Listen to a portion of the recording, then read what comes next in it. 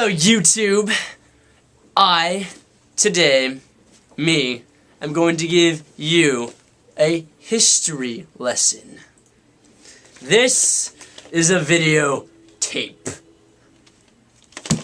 This is also a videotape. This is a DVD box set of Heroes Season 2, and as you can see, one movie is about the size of 7 hours of video footage, or actually about 12 hours of footage. This is about an hour and a half, this is about 12 hours, same size.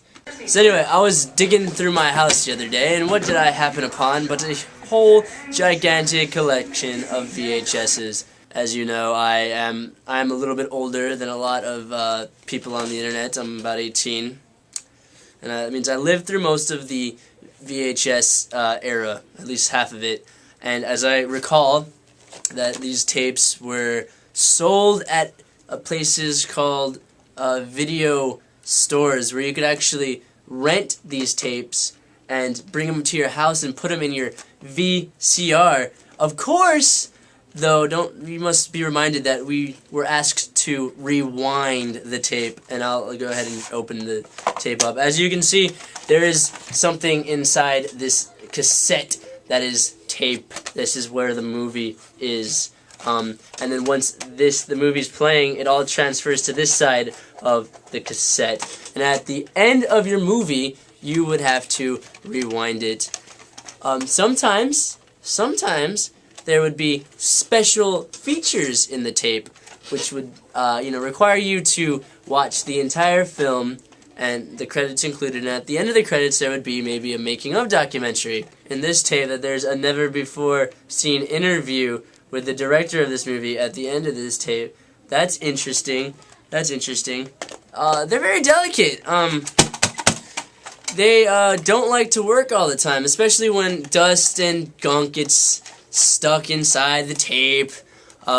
Sometimes even the VCR would get a little dirty, and you'd have to, get inside there and clean it up. They would make special tapes just specifically for cleaning your VCR.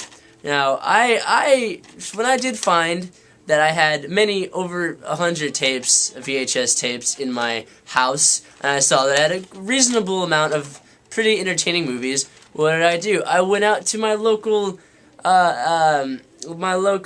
Goodwill and purchased a VCR for under $10. When I brought it home, I just figured out, I put on a movie, and it didn't work at all. I threw away that VCR. It doesn't work at all. It's completely rubbish, and it doesn't work because it's old. I think it's actually quite hard to find a decent VCR in the world. Honestly, I haven't been able to see it. Also, another little fun fact about VCRs, I think, is that you could go to the store and purchase blank tapes. That would be similar to this, except instead of a movie, it would have nothing on it. And you're probably wondering, well, why would you buy a blank tape? Well, back in the day before TiVo or before DVRs, we would have to put a blank tape in our VCR and hit record. And sometimes people would sit there and watch the movie or its TV show while the VCR is playing and actually stop recording it when commercials were on, and then continue to record it when commercials were off. Eventually, I think that VCRs and the VCR makers got a little bit smarter and decided that you could actually program your movie. It was a big hassle because you'd have to buy a lot of tapes, label the tapes. Usually the tapes would get lost, and I think that the past really sucked. Now we have DVR and Hulu and stuff, and you don't have to pay any money for Hulu. But I hope you enjoyed your history lesson, little children.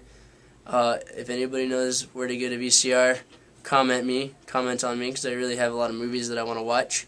You've just watched a video by Doesn't Matter Incorporated Films. I'll tell you what does matter, though: rating, commenting, and subscribing.